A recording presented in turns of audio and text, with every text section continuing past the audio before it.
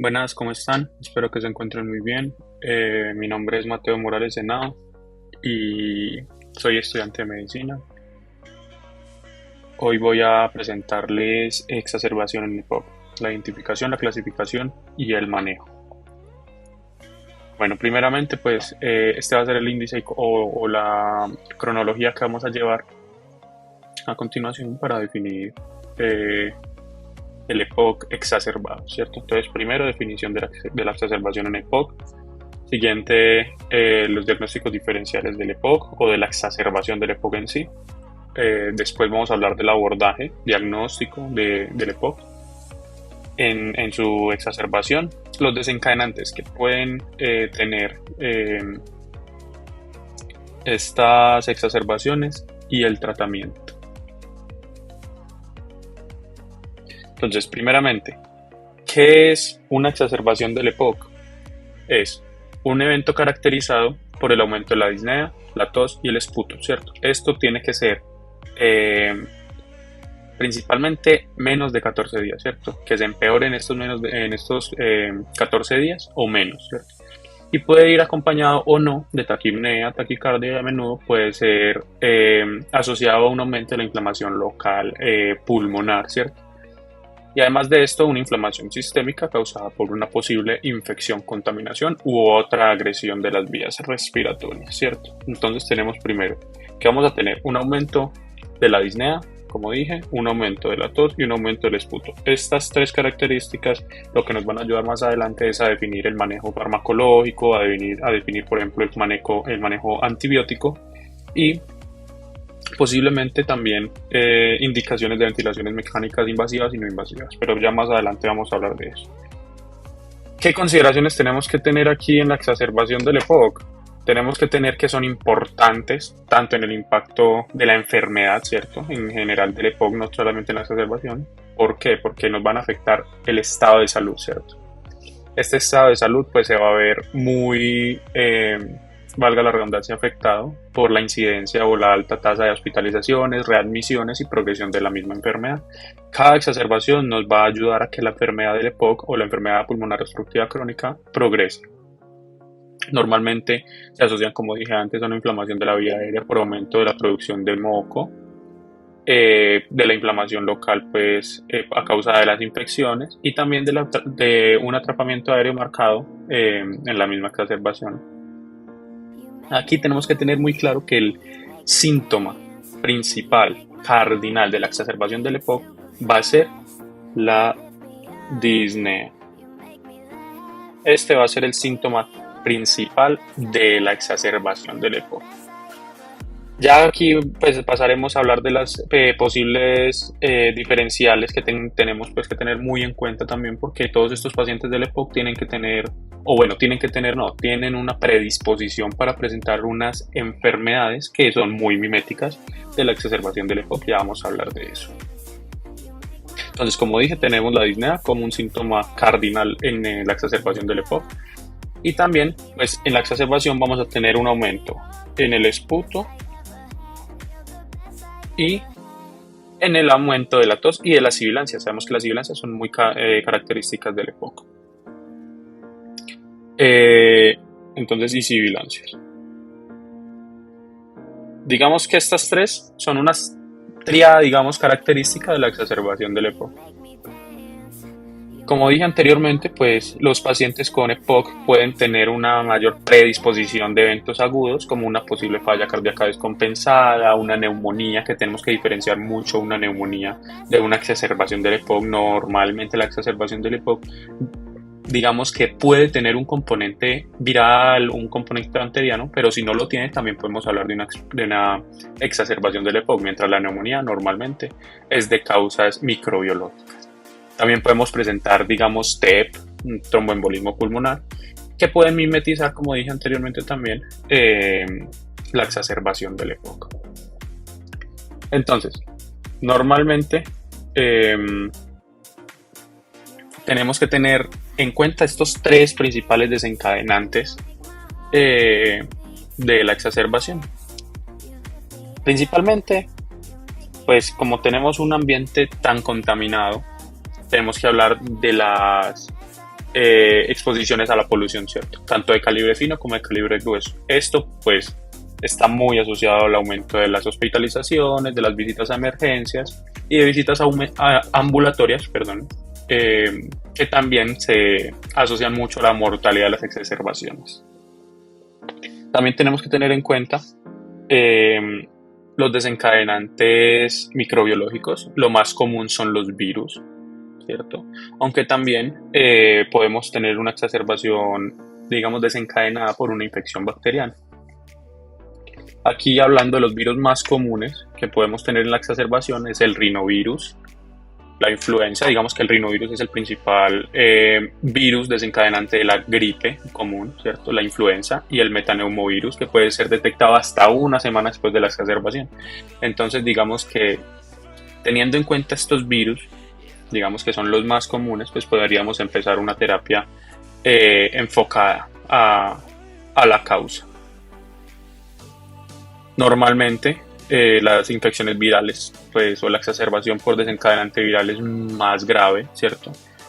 Y pueden durar más y precipitar muchas más hospitalizaciones, como se ha visto, pues, según la guía GOLD, en el invierno. Durante el invierno, pues, aumenta la incidencia de enfermedades comunes, de las gripes comunes, y esto, pues, nos puede desencadenar una exacerbación en el EPOC y llevarnos, pues, a una hospitalización.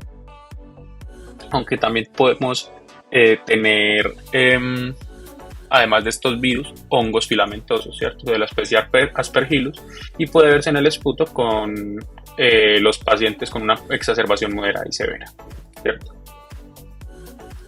Ya pasando, digamos que a las características, digamos, de esta exacerbación, pues tenemos que tener una purulencia en el esputo, nos va a hablar más de una infección bacteriana.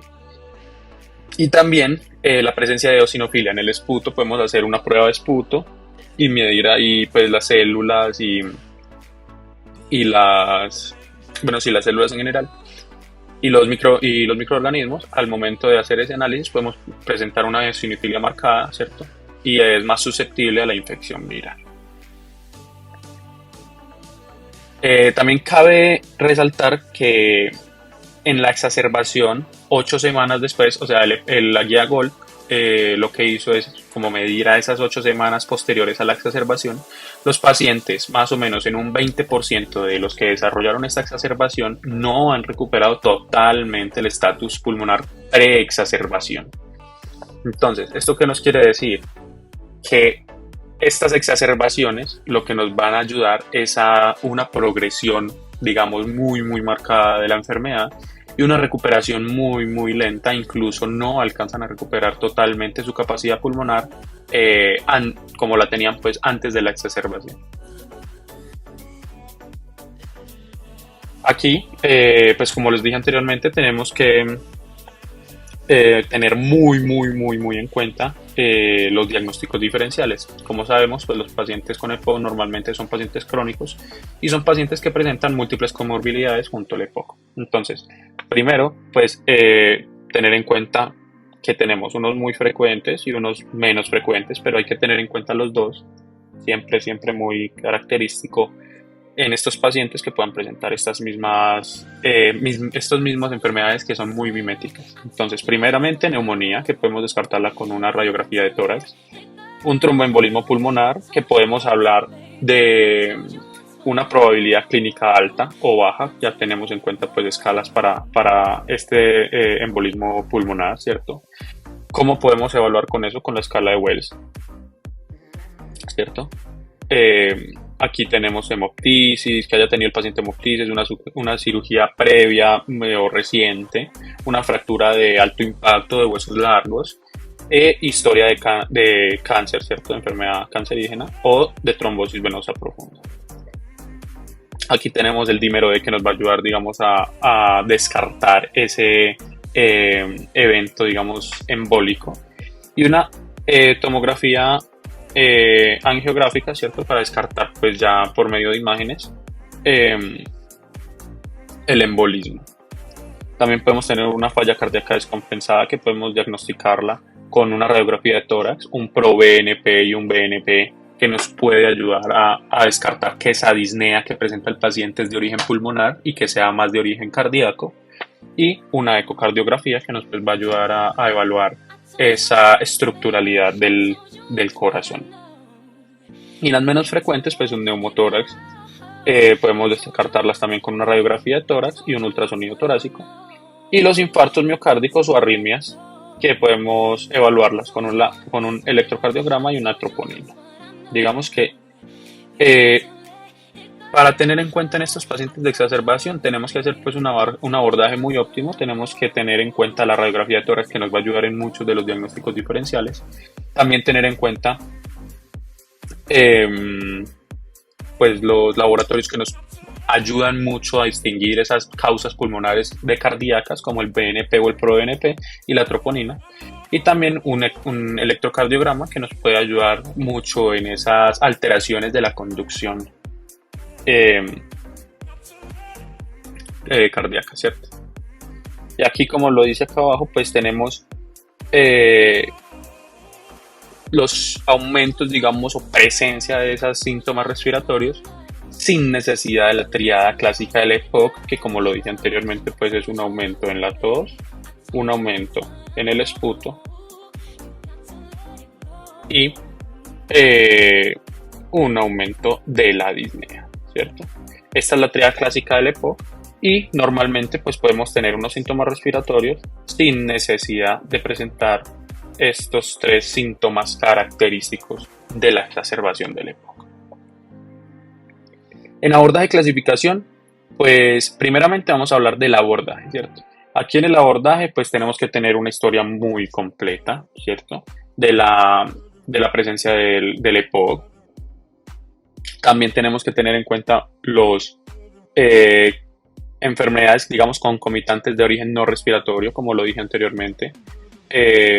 Digamos, cardíacas, por ejemplo, una falla cardíaca, un embolismo pulmonar, una neumonía, y tenemos que, digamos, que enfocar primeramente eso, descartar que sean unas causas que probablemente sean causas no cardíacas y que nos enfoquen más a esas causas pulmonares, ¿cierto?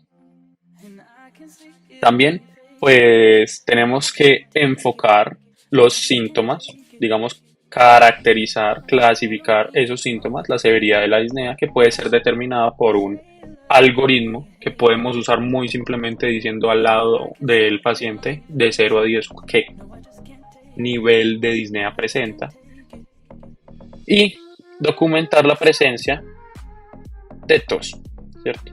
Y también tener en cuenta los signos como taquipnea o taquicardia, que dije anteriormente que pueden estar presentes o no, y también el volumen y el color del esputo y necesidad de músculos accesorios para la respiración. Después de esto, pues tenemos que evaluar la severidad, ¿cierto? Usando o apoyándonos de los laboratorios, ¿cierto? Como una pulsoximetría. Más adelante vamos a ver que la pulsoximetría no es tan buena al momento de evaluar esa oxigenación, pero digamos que nos puede ayudar mucho. Exámenes de laboratorio, PCR, gases arteriales.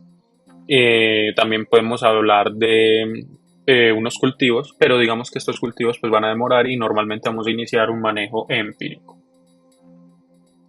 Y también, pues digamos ya por último, después de evaluar todo esto, pues establecer la causa del evento, si va a ser viral, si va a ser bacteriano, si va a ser por el ambiente o si hay otra causa concomitante a desencadenante de este evento.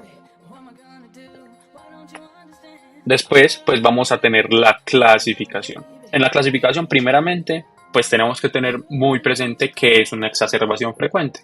La definición de exacerbación frecuente, según la guía GOLD, es una presencia de 2 o más exacerbaciones en el último año. Estos son exacerbadores frecuentes.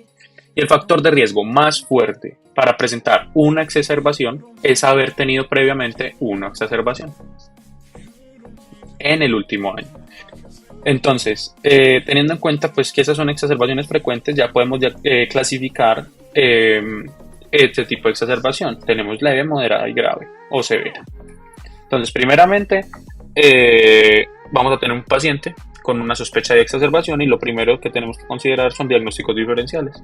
Los diagnósticos diferenciales como falla cardíaca, neumonía y embolismo pulmonar, y tenemos que realizar los test, digamos, más acordes a estos diagnósticos o a estas enfermedades.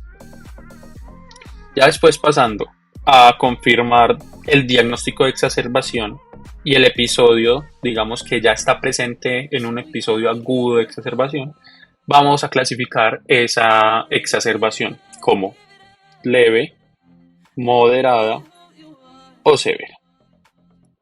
En la exacerbación leve, pues vamos a tener la presencia de una disnea con un VAS. El VAS, acuérdense que es la escala de 0 a 10, que podemos, digamos, hacerla al lado del paciente y, digamos, cuantificar, objetivar esa presencia de la disnea. Y si es menor a 5, pues vamos cumpliendo las características de una exacerbación leve. También una frecuencia respiratoria menor a 24 por minuto, una frecuencia cardíaca menor a 95, una saturación de oxígeno que al ambiente esté saturando 92%. Normalmente, pues al ambiente, como dije, pero también si los pacientes están usando un oxígeno que esté saturando el 92%. Y una PCR menor a 10. Ya pasando a la exacerbación moderada, pues vamos a tener que ese VAS va a aumentar mayor o igual a 5, vamos a aumentar las respiraciones por minuto, mayor o iguales a 24, también la frecuencia cardíaca, vamos a tener una saturación menor al 92% al ambiente o al oxígeno que use, o una variabilidad del 3% o mayor de esa saturación de oxígeno, si se sabe normalmente cuánto satura el paciente. Una PCR mayor o igual a 10, y también gases arteriales, si los tenemos, pues que muestra hipoxemia. Esa hipoxemia se va a clasificar de acuerdo a la presión arterial de CO2,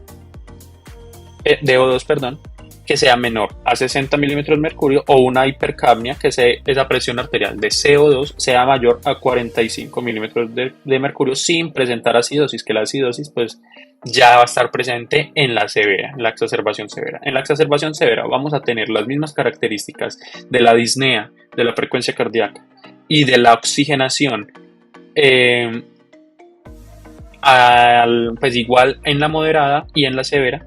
Y además en la severa vamos a tener una alteración del estado de la conciencia y una presencia de la acidosis.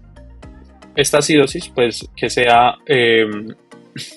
mayor a 45 milímetros de mercurio y un pH menor a 7.35. Ahí estamos hablando de una acidosis y una hipercapnia, y posiblemente de una alteración de la conciencia, que ya vamos a hablar más adelante de ella. Ya después de clasificar si es leve, moderada o severa la exacerbación, pues vamos a pasar a determinar la etiología. Si es viral, si es, como dije, por polución, si es bacteriano, y de acuerdo a eso, pues el manejo. Ya pasando al tratamiento, pues vamos a tener unos objetivos claros del tratamiento. Primero, pues minimizar el impacto negativo de la exacerbación actual. Que el paciente no se complique, que no tenga necesidad de entrar a una UCI, que digamos que tengamos una estancia hospitalaria menor, y también la prevención de posibles eventos posteriores. Ya pasando, digamos, de ese objetivo, vamos a tener las posibles indicaciones de hospitalización. Entonces, que los síntomas sean muy severos, que no puedan, digamos, atenuarse en reposo, que sea la disnea, pues que sea la presencia de esos síntomas severos como la disnea, una frecuencia respiratoria muy elevada, una saturación de oxígeno muy disminuida, confusión. Eso va a ser uno de los indicaciones de hospitalización. También una falla respiratoria aguda, que ya más adelante pues voy a hablar de esta falla respiratoria aguda. Digamos que presente síntomas o signos, digamos más bien signos físicos nuevos en esta exacerbación, como por ejemplo una cianosis central o periférica, y edema, ¿cierto? Presencia de edema. También vamos a a hospitalizar a nuestro paciente que no responda al manejo inicial de la exacerbación y la presencia también y que tenga también presencia de unas serias comorbilidades como es falla cardíaca, como son arritmias de novo, ¿cierto? Y que también tenga un apoyo insuficiente en la casa. Este apoyo insuficiente en la casa, pues que no tenga quien le recuerde, digamos, los medicamentos, que no le apoye en las nebulizaciones o en la administración de sus medicamentos, que no tenga un cuidado continuo, que le cuide la dieta. Entonces, digamos que eh, eso también es una indicación para la hospitalización. Entonces, aquí ya vamos a clasificar los pacientes hospitalizados según pues la clasificación respiratoria. Entonces tenemos 3 clasificaciones grandes que nos da la guía GOLD. La primera es una falla respiratoria ausente, la segunda es una falla respiratoria que no amenaza la vida y la tercera es una falla respiratoria amenazante de la vida. Entonces, la falla respiratoria ausente, vamos a tener unas respiraciones por minuto menor a 24. Sabemos que si es menor a 24 o igual, ya estamos presenciando una exacerbación leve. No necesitamos uso de músculos accesorios, no tenemos un cambio en el estado de la conciencia, la hipoxemia mejora con un Venturi al 24-35%, que es el mínimo Venturi que se puede, digamos, administrar, y no vamos a incrementar, pues no va a tener un incremento de la presión arterial de CO2. La falla respiratoria no amenazante de la vida, tenemos el aumento de la frecuencia respiratoria mayor o igual a 24, el uso de músculos accesorios que nos va a indicar una fatiga muscular al nivel respiratorio. No vamos a tener cambios en el estado mental porque esa perfusión, digamos, y esa oxigenación cerebral todavía se mantiene. Vamos a tener una hipoxemia, digamos, que mejora o responde a un Venturi, digamos, de mayor porcentaje de FEBI, que va a ser mayor al 35%. Vamos a presentar una hipercapnia y vamos a presentar un aumento de la presión arterial de oxígeno, ¿cierto? Comparado con la base normal del paciente, o digamos mayor a 50 o 60 milímetros de mercurio. Y ya la falla respiratoria amenazante de la vida vamos a tener muy parecido a la no amenazante de la vida, pero aquí ya vamos a tener presencia de cambios agudos en el estado mental, una hipoxemia que no mejora con un FEBI de alto porcentaje, digamos 40%, o que necesite ya ventilación mecánica, no invasiva o invasiva, ya vamos a ver eso, y una PCO2 aumentada comparado con la base del paciente o mayor a 60 milímetros de mercurio y presencia de acidosis que es menor o igual a 7.25. Ahí ya estamos hablando de una falla respiratoria amenazante de la vida. Ya para el manejo, digamos, de las exacerbaciones que no amenazan la vida, pues primero tenemos que evaluar esa severidad de los síntomas con gases arteriales, con una radiografía de tórax, administrar oxígeno suplementario, ¿cierto? Broncodilatadores, que ya vamos a pasar a eso. Normalmente incrementar la dosis o la frecuencia de los broncodilatadores de corta acción, combinar anticolinérgicos y beta-2 agonistas de corta acción como es el salbutamol y el ipratropio.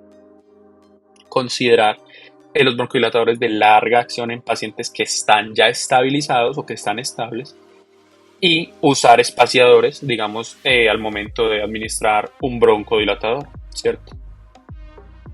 Considerar corticoides orales, que eso es la indicación, pues ya digamos de la guía GOLD, que sabemos que es con base en los eosinófilos. Y considerar antibióticos orales si tenemos presencia o digamos sospecha, signos de infección bacteriana. También considerar ventilación mecánica no invasiva si tenemos presencia pues, de falla respiratoria. Y en todos los pacientes pues tenemos que monitorizar el balance hídrico, considerar heparina de bajo peso molecular para evitar tromboembolismo, TBP como profilaxis, Y también identificar condiciones asociadas. Como lo dije anteriormente, pues las comorbilidades más comunes en estos pacientes pues van a ser de origen cardiovascular, como la falla cardíaca, arritmias y embolismos pulmonares. Entonces, el tratamiento farmacológico lo vamos a basar en tres medicamentos, en tres grupos de medicamentos grandes, en broncodilatadores, en glucocorticoides y en antibióticos. Además del oxígeno, que más adelante vamos a hablar de él. Entonces, los broncodilatadores normalmente vamos a usar SABA o SAMA, ¿cierto? Que es el salbutamol, en combinación uno de los anticolinérgicos, que va a ser el SAMA, que es el hipertropio. Y esa va a ser, digamos, el pilar o la base fundamental en la exacerbación aguda. Digamos que en ese punto no existe, o digamos que no nos mencionan un método de inhalación específico que nos afecte o nos mejore esa FEBI, ¿cierto? Digamos que no se recomiendan aquí en el uso de en broncodilatadores el uso de nebulizaciones continuas, ¿cierto? Normalmente se usan inhalaciones, dos puffs de cada medicamento, cada 2 a 3, cada hora por 2 a 3 dosis, y después cada 2 a 4 horas basado en la respuesta del paciente a estos medicamentos.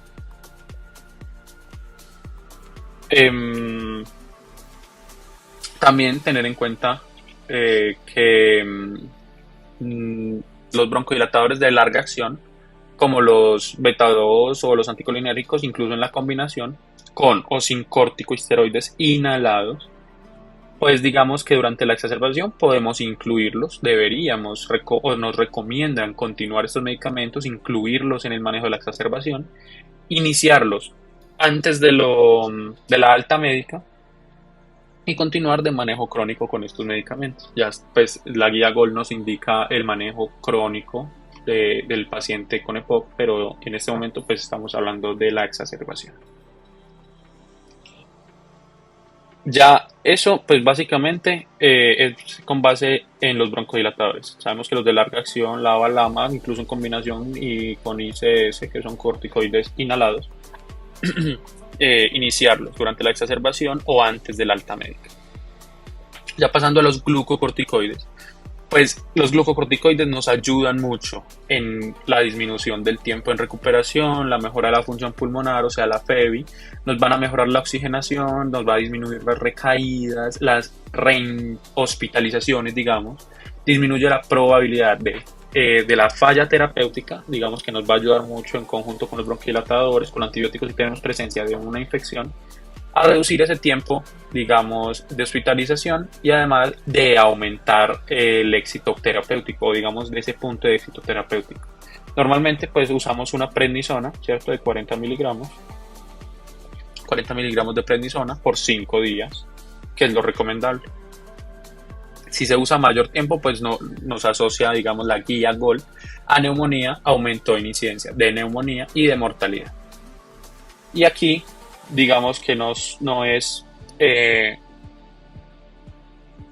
nos recomienden orales o intravenosos, sino que puede darse cualquiera de los dos, ya que es efectiva igual en los dos casos. Y se ha sugerido que los glucocorticoides actúan mucho mejor en recuentos de eosinófilos mayores, perdón, porque en recuentos menores pues vamos a tener una disminución de la respuesta a los glucocorticoides, pero la guía lo que nos indica es que debemos estudiar un poco más acerca del tema para definir bien esta presencia de los glucocorticoides o digamos este uso de los glucocorticoides en pacientes con recuentos eosinofílicos bajos. Y ya en los antibióticos pues tener claro cuáles son las indicaciones antibióticas, cuánto voy a usar yo el antibiótico y cuál antibiótico usar, ¿cierto? Entonces, principalmente en las indicaciones antibióticas tenemos que tener signos clínicos de infección bacteriana, ¿cierto? Un aumento en la purulencia del esputo que nos habla de un 94% más o menos de sensibilidad y un 52% de especificidad ante una posible carga bacteriana elevada. También nos han indicado que el uso de antibióticos en la exacerbación que tenga presencia de la infección bacteriana nos han disminuido la mortalidad a un corto plazo, reducen las fallas terapéuticas y nos va a reducir, digamos, muy gratamente esa purulencia del esputo. Ya en la indicación clara para dar antibiótico va a ser, digamos, 3 puntos clave. Aumento de la disnea, aumento en disnea, aumento en volumen del esputo y aumento en la purulencia del esputo, ¿cierto?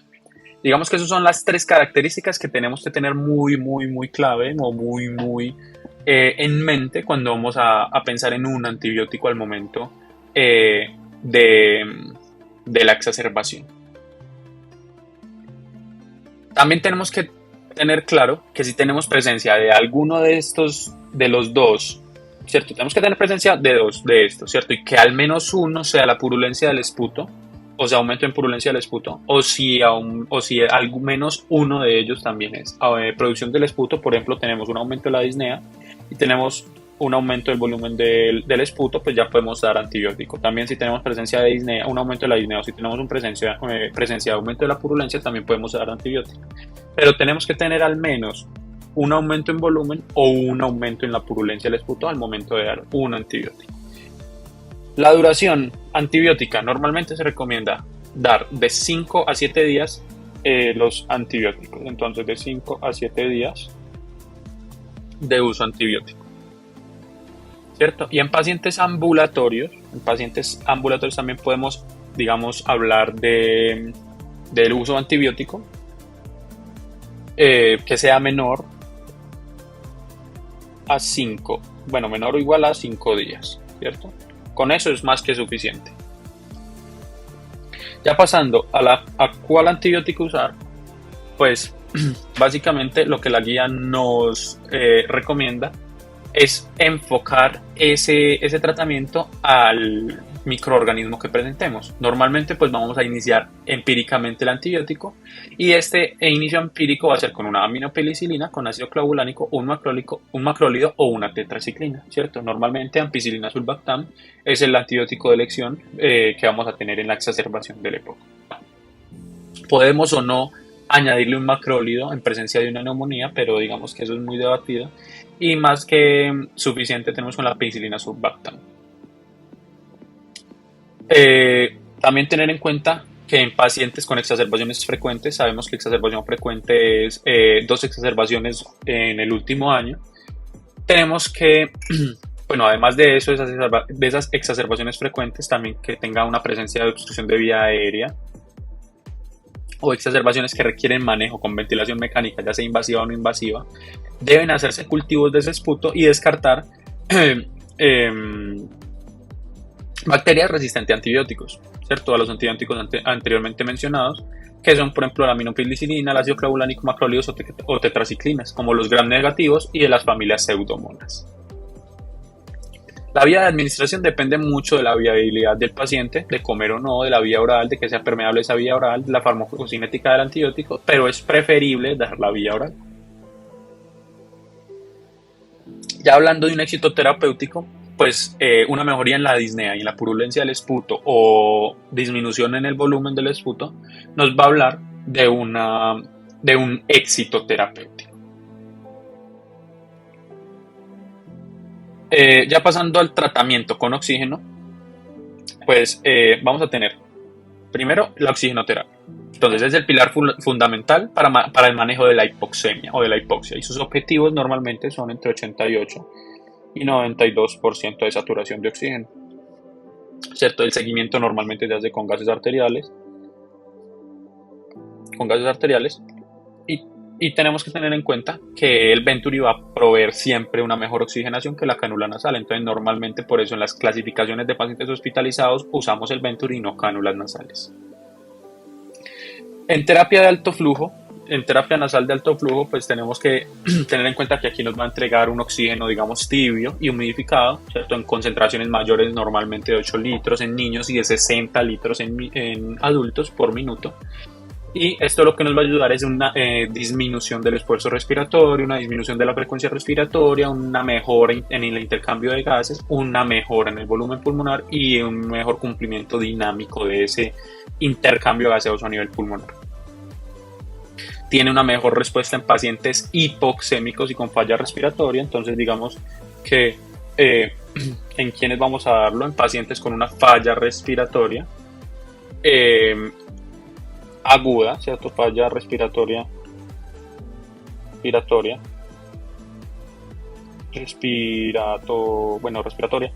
y una hipoxemia marcada, ¿cierto? En esos pacientes digamos que nos va a beneficiar más esa terapia de alto flujo, pero se sugiere por encima de esta terapia nasal de alto flujo la ventilación mecánica no invasiva en pacientes con falla respiratoria hipercápnica. Entonces, falla respiratoria hipercápnica, que nos va a hablar de una presión arterial de CO2 mayor a 45 milímetros de mercurio y un pH menor a 7.35. En estos pacientes que presentan una falla respiratoria hipercápnica, nos va a beneficiar más la ventilación mecánica no invasiva en comparación a la terapia nasal de alto flujo. Entonces, aquí tenemos pues, las indicaciones para ingreso a UCI, ¿cierto? Entonces, los ingresos a UCI es una disnea, digamos, severa que no responde adecuadamente al manejo de la terapia en emergencias, digamos, en urgencias.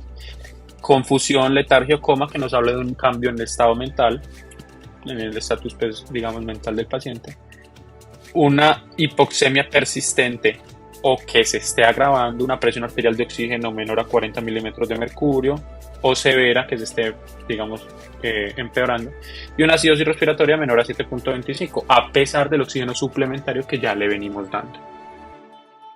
También tener en cuenta que necesite ventilación mecánica no invasiva, ¿cierto? Invasiva, perdón. Ventilación mecánica invasiva, necesidad, y inestabilidad mecánica que necesite vasopresores. Eso es básicamente indicaciones para manejo en UCI. Aquí están las indicaciones para ventilación mecánica no invasiva. Aquí tenemos que la ventilación mecánica no invasiva tenemos un éxito entre el 80 y el 85%. Se prefiere siempre primero antes de la invasiva, porque ya más adelante pues voy a hablar de la invasiva y que tiene unas complicaciones, digamos, o unos problemas ahí que nos limitan en el uso. También que nos va a ayudar mucho en disminuir la frecuencia respiratoria, en el trabajo de la respiración y del uso de esos músculos accesorios, la severidad del ahogo que presenta el paciente. Nos va a disminuir mucho esa problemática que tenemos con la ventilación mecánica invasiva, que es la neumonía asociada al ventilador, y digamos que nos disminuye también una estancia en hospitalización. También tener en cuenta que los pacientes que tengan esa ventilación mecánica no invasiva, que normalmente es la máscara que nos ponemos en toda la cara sellada al vacío, que sean capaces de soportar, digamos, la respiración espontánea sin necesidad de esta ventilación mecánica no invasiva por al menos 4 horas continuas sin esa asistencia, pues podemos descontinuar o quitar esta ventilación mecánica no invasiva sin necesidad de destete, que destete pues es una disminución gradual de esa necesidad de oxígeno del paciente, y pues se puede quitar sin ninguna necesidad de escalamiento. Aquí tenemos las indicaciones de terapia pues con oxígeno de soporte ventilatorio invasivo. Normalmente es dada cuando la exacerbación es reversible, la causa de la exacerbación es reversible, cuando el paciente acepta tener esta ventilación mecánica invasiva, porque digamos que los pacientes normalmente cuando escuchan los posibles efectos o reacciones adversas de esta ventilación mecánica invasiva son muy reacios a optar por esta medida, y que la disponibilidad del lugar lo facilite, ¿cierto? Entonces que tengamos un alto nivel de complejidad o buenos suministros económicos para esta ventilación mecánica invasiva. También pues también hablar aquí que las directrices anticipadas del paciente o testamento que el paciente deje por escrito que quiere ventilación mecánica invasiva en caso de necesitarlo, pues nos va a facilitar mucho en la implementación de esta eh, opción de oxigenación. Y digamos que los principales efectos o reacciones adversas que hacen que los pacientes no les guste mucho este soporte ventilatorio es la neumonía asociada al ventilador, un barotrauma por la presión nos daña los pulmones, un volutrauma por la cantidad de oxígeno que va entrando a los pulmones, un riesgo de la traqueostomía por posible falla, digamos, por posible falla de la ventilación mecánica no invasiva y de la ventilación mecánica invasiva y normalmente se asocia mucho esta ventilación mecánica invasiva al uso consecuente de ventilación prolongada. Entonces van a necesitar ventilación prolongada después del uso de ventilación mecánica invasiva. Y las indicaciones principales, pues principalmente las indicaciones que vamos a tener en cuenta al momento de elegir esta ventilación mecánica invasiva es que no tolere la ventilación mecánica no invasiva o falla de esta misma. Estatus pues después, el estado del paciente después de un infarto agudo de miocardio, de un infarto pulmonar, disminución de la conciencia, agitación psicomotora, que no se controle con sedación, digamos leve, una aspiración masiva o vómito persistente, pues sabemos que esa ventilación mecánica no invasiva es una máscara aquí que si se vomita le va a meter todo el vómito, todos esos líquidos de nuevo a los pulmones y va a causar una broncoaspiración, entonces es una indicación.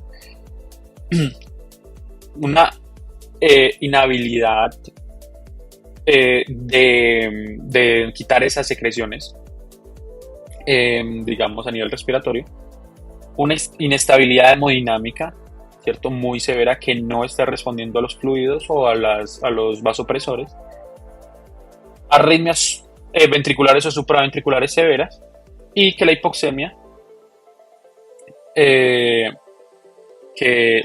sea pues o afecte esa vida, digamos que afecte la vida o tengamos probabilidad de muerte a causa de la hipoxia y que no toleren la ventilación no invasiva. Ya pasando al manejo, digamos, post-exacerbación, lo primero, pues el alta hospitalaria. Tenemos que tener una revisión, digamos, de todos esos exámenes clínicos y de laboratorio que tengamos. Tenemos que tener o evaluar muy bien esa terapia de mantenimiento.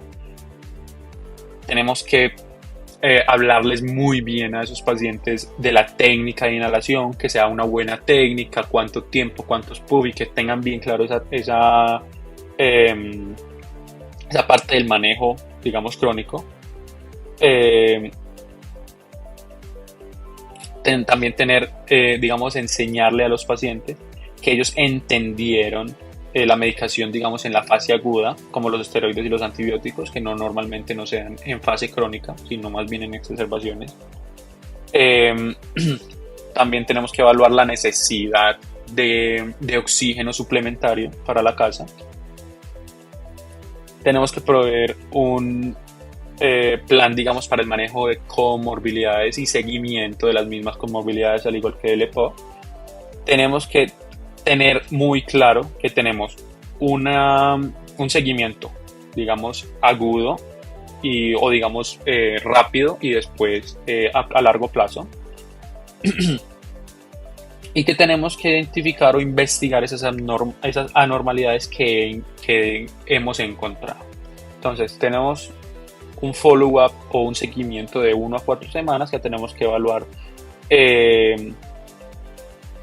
cómo es esa vida, digamos, del paciente en su entorno normal, mirar que sí haya entendido el régimen del tratamiento, todo lo que conlleva, pues, digamos, los bronquilatadores y todo esto, evaluar de nuevo, pues, las técnicas de inhalación, evaluar si necesita ese oxígeno, digamos, a largo plazo, documentar la capacidad, digamos, de física de ese paciente. si necesita, con base en esa capacidad física, digamos, la asociación a una rehabilitación pulmonar, documentar los síntomas como en un CAT o MMRC que nos va a ayudar en la clasificación y tanto en la clasificación pues como en el manejo crónico del paciente y determinar cómo están esas comorbilidades. Y después a las 12 y 16, estas de 1 a 4 semanas es después de la exacerbación. Y después 12 a 16 semanas después de la exacerbación, evaluar el estado del ambiente del paciente, a ver si él, pues de preguntar si él entendió todo su tratamiento, su régimen de tratamiento, mirar si la forma de inhalación y toda esa forma, digamos, esa metodología de la inhalación y de la administración de los medicamentos está bien, si necesita el oxígeno, digamos, a largo plazo, mirar la capacidad física del paciente, mirar la espirometría, porque sabemos que la espirometría no se hace en una situación aguda, sino que cuando está estabilizado el paciente se realiza la espirometría y mirar perdón, cómo está esa capacidad, digamos, obstructiva del EPOC, documentar los síntomas con el CAD o el MMRC, también para mirar la clasificación, sabemos que el CAD y el MMRC es variable, y determinar el estado de esas comorbilidades. Y ya pasando a la prevención de las exacerbaciones, pues tenemos que los broncodilatadores, los corticosteroides y los antiinflamatorios, pues nos va a ayudar mucho en esa reducción de las intervenciones, pues son esas intervenciones que nos va a ayudar mucho en la reducción de esas exacerbaciones. Antiinfecciosas, perdón, que son las vacunas, y macrólidos digamos, a largo plazo, pues tiene otras indicaciones. Mucorreguladores como N-acetilcisteína, carbocisteína o erdocisteína, que nos va a ayudar, digamos, son mucolíticos que nos ayudan a bajar esa carga espesa del esputo. Y otros intervenciones que nos va a ayudar a prevenir esas exacerbaciones, que es dejar de fumar, rehabilitación pulmonar, reducción del volumen pulmonar, digamos, con rehabilitación pulmonar, digamos que otras intervenciones, digamos, como de protección o de barrera, como el uso de máscara, minimizar contacto social estrecho y lavado frecuente de manos. Y básicamente ese fue la exacerbación de POC. Cualquier pregunta, inquietud o sugerencia pues se recibe gratamente. Ese es mi Instagram, doctor.mateomorales, por si necesitan algo. Y fue un gusto para mí haber presentado la exacerbación